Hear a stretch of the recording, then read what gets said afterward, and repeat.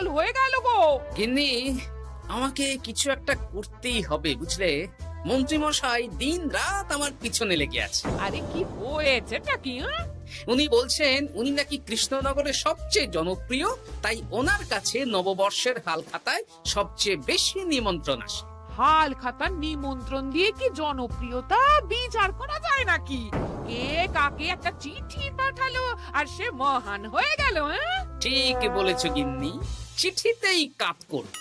দিন রাত উঠতে বসতে কথা শোনানো, আমি দেখাবো মজা। এই বলি, তুমি কি করবে? এবার খেলা জমবে, মজা হবে।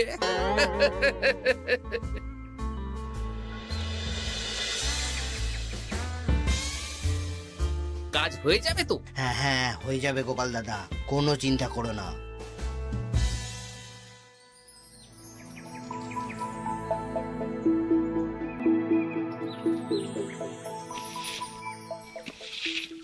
ও দিদা, আমরা তো তখন থেকে এখানে দাঁড়িয়ে আছি। দাদু কোথায় গো?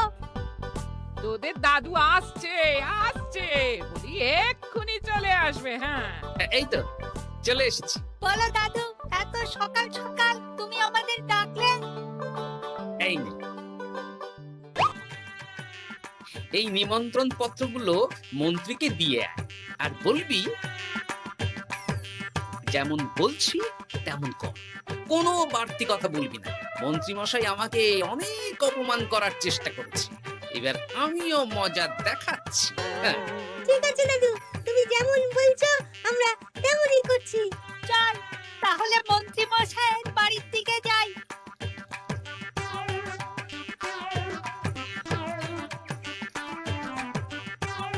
আরে ওই তো বটা কাকা, ঘটা কাকা, চল ওদেরকে গিয়ে ধরি। এই যে বটা কাকা, ঘটা কাকা, তোমরা ভালো আছো? হ্যাঁ আছি।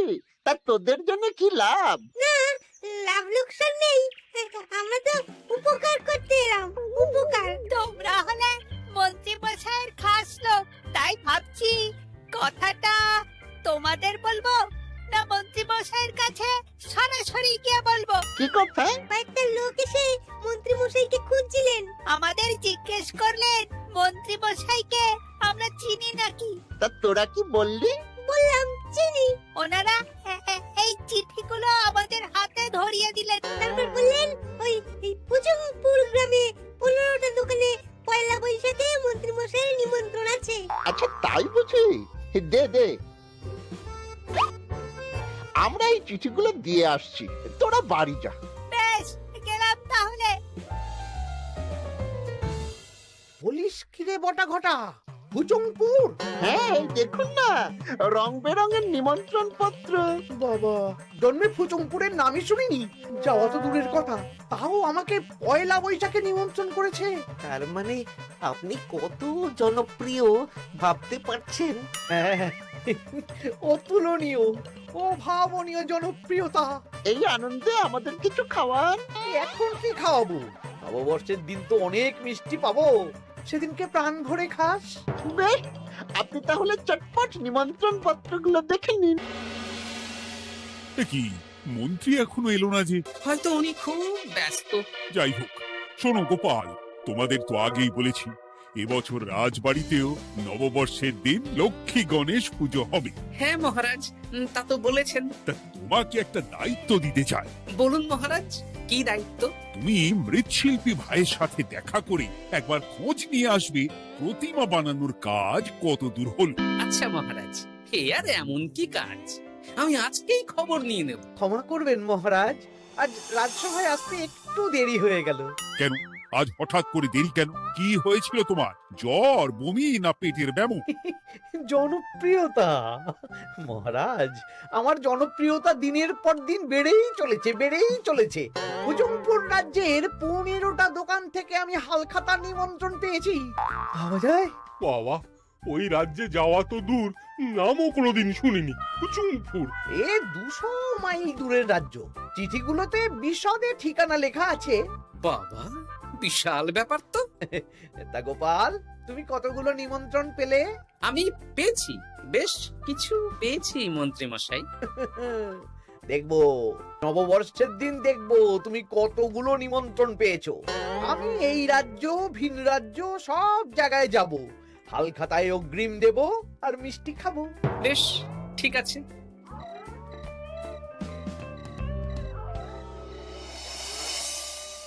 এবার মজা হবে। শোন, তোরা কোনো কথা বলবি না, তোরা শুধু আমার পিছু পিছু আয় আর মন্ত্রী মশাইয়ের বাড়ির দরজার সামনে চিঠিগুলো ফেলে দে। আচ্ছা দাদু।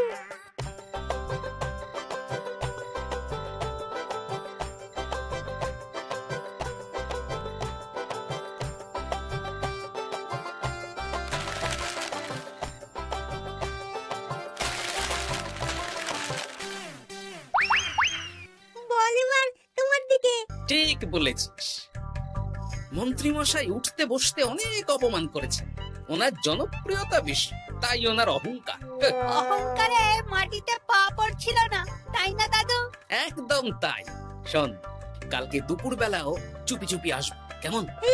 দুপুরে যখন মন্ত্রী মশাই ভাত ঘুম দেবেন ঠিক তখন। চল এখন বাড়ি যাই।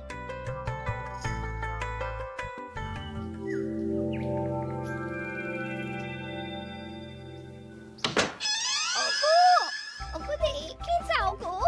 কে গো? তুমি কোথায়? বাইরে এসো, বাইরে এসো। আরে কি হলোটা কি? সকাল সকাল চিৎকার চেঁচামেচি করছো কেন? আরে আরে আরে দেখে যাও আগে।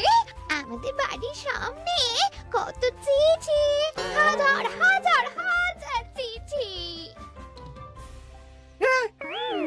সত্যি তো, ওরে বাবা, এত চিঠি! দেখি দেখি দেখি। কিসের চিঠি গো? হালখাতার নিমন্ত্রণ গো, ঘেচাংনগর গ্রাম থেকে। দেখি এটা এটা দেখি মল্লপুরের মুদিখানা, দক্ষিণনগরের দশকর্মা। ওগো, এইসব জায়গা তো নামই শুনিনি। তাই তো দেখছি। আমি এত জায়গায় নিমন্ত্রণ রক্ষা করব কি করে? শুধু নিমন্ত্রণ রক্ষা নাকি, হালখাতা যাওয়ার মানেই অগ্রিম দিতে হবে। এখানে কম করে 1000 খানেক চিঠি আছে। গতকাল সকালে তুমি 15টা চিঠি পেয়েছিলে। তার উপর এই রাজ্যের বেশ অনেক কটা দোকান থেকে নিমন্ত্রণ এই সেরেছে। মন্ত্রীমশাই এই নিন, রাস্তায় একটা লোকের সাথে দেখা হলো, এই চিঠিগুলো ধরিয়ে দিয়ে গেল, বললো মন্ত্রীমশাইয়ের হালখাতায় নিমন্ত্রণ। নাম বললো না, মুখে গায়ে চাদর মুড়ি দেওয়া। এই গরমে চাদর? সেটা জিজ্ঞাসা করতে শুধু বললো ঠান্ডার রাজ্য থেকে আসছে কিনা তাই। বলিস কি, ঠান্ডার রাজ্য থেকে আমার নিমন্ত্রণ? বাবারে বাবা, কি জনপ্রিয়তা! থাম একদম। তো জায়গায় কম করে 5 মোহর অগ্রিম দিলে তো 5000 মোহর খরচা হয়ে যাবে। তা অত মোহর আমাদের কাছে আছে নাকি? তাহলে এবারে আপনার জনপ্রিয়তার কি হবে? নিকুচি করেছে জনপ্রিয়তার। দাঁড়া দাঁড়া দাঁড়া, আগে সবকটা চিঠি পড়ে দেখি।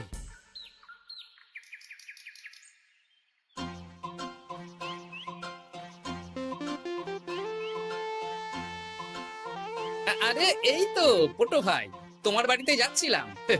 ভালোই হলো, দেখা হয়ে গেল। গোপাল দাদা, বলো বলো। কাল বাদে পরশু তো বাংলা নববর্ষ, তা রাজবাড়ির জন্য লক্ষ্মী গণেশ প্রতিমার প্রস্তুতি কতদূর? হয়ে গেছে তো, এখন একটু শেষ বেলার চুলি টান দিচ্ছি। আমি আগামীকালই রাজবাড়িতে মূর্তি দুটো পৌঁছে দেব। ব্যাস, চিন্তা মুক্ত হলাম।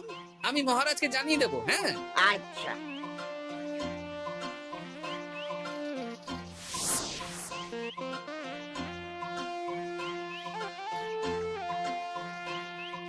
পুটির বাবা, তোমাকে সকাল সকাল যে কাজটা করতে বলেছিলাম সেটা করেছো তো?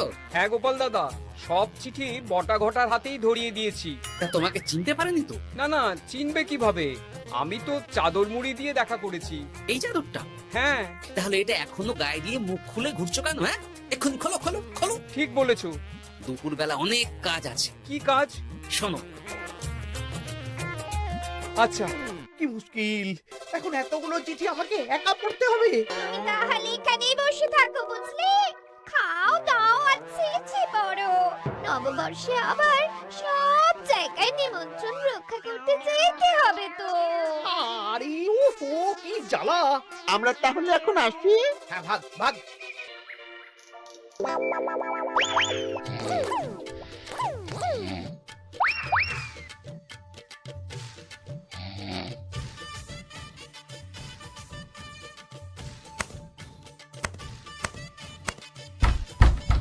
কে রে? এবার মন্ত্রী মশাইয়ের মাথা কাজ করবে না। এত চিঠি গুনতেই পারবেন না। ওরে বাবারে, আমার কান্না পাচ্ছে। এখানে তো পাহাড় সমান চিঠি। কোথা থেকে না কোথা থেকে আমাকে নিমন্ত্রণ করছে। তুমি এত জায়গায় যাবে কি করে? আমি বুঝতে পারছি না। ঢোকাও ঢোকাও, সব চিঠি ঘরে ঢোকাও।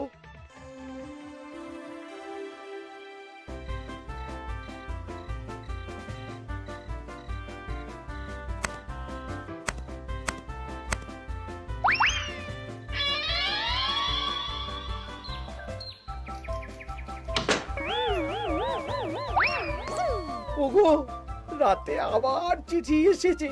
এবার আমি কি করব? আজ বাদে কাল নববর্ষ। এত জায়গায় অগ্রিম দেওয়া তো দূর, যেতে গেলেও তো আমাকে ঘর বাড়ি বেচতে হবে। পড়ো পড়ো চিঠি পড়ো, পড়ে যাও। আচ্ছা, আমাদের রাজবাড়ির পুজোর লক্ষ্মী গণেশ ঠাকুর প্রতিমা চলে এসেছে। মনে আছে তো?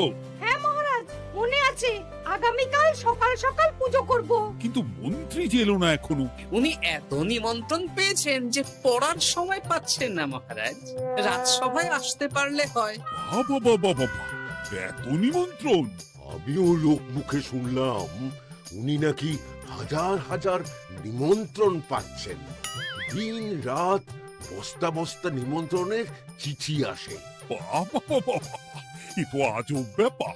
হ্যাঁ, তাই না তাই। যাই হোক, কাল সকালে রাজবাড়ি আর বিকেলে দোকানে হালখাতা, ব্যাস। একদম।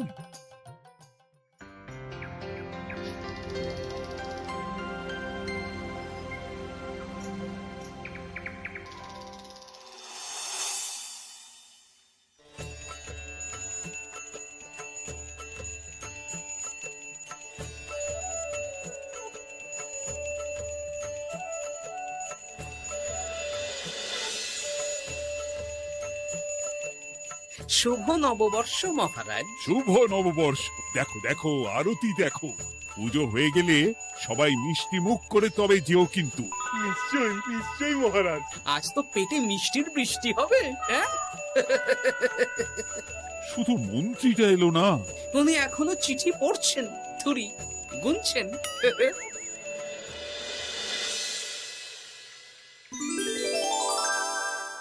আমার কি সৌভাগ্য! রাজবাড়ির সবাই আমার দোকানে হাল খাতা করতে এসেছে। শুধু মন্ত্রী মশাই আসেন। হ্যাঁ, ওকে কদিন ধরে রাজসভাতেও দেখছি না। ভোলা, এই নাও তোমার অগ্রিম। আমাকে যেতে হবে।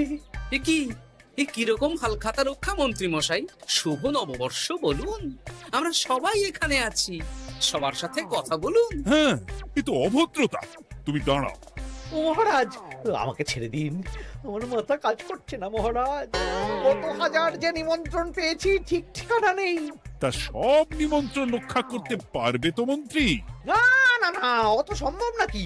দেশ বিদেশ, এই রাজ্য ভিন রাজ্য, ফুটুংপুর, হেনা তেনা সব জায়গা থেকে নিমন্ত্রণ পেয়েছি। তাহলে আপনি যে রাজসভায় বড় মুখ করে বললেন আপনি নববর্ষের দিন যত জায়গায় নিমন্ত্রণ পান সব জায়গায় হালখাতা রক্ষা করেন আর অগ্রিম দিয়ে আসেন। আমি জানি নাকি যে এত নিমন্ত্রণ পাবো? তাহলে তো মন্ত্রী তুমি ভুল করেছো। সেদিন গোপালকে নিচু দেখানোর জন্য অহংকার করা তোমার উচিত হয়নি। হ্যাঁ, আমার ভুল হয়েছে। আমাকে ক্ষমা করুন। অনেক দেরি হয়ে যাচ্ছে, আমাকে যেতে দিন। এই রাজ্যের নিমন্ত্রণ রক্ষা করে অন্য রাজ্যেও যেতে হবে মহারাজ। অন্য রাজ্যে কোথাও যেতে হবে না মন্ত্রী মশাই। সে কি? কেন? কারণ সব চিঠি আমি পাঠিয়েছি। একটা ছাপাখানায় বলে বিভিন্ন জায়গার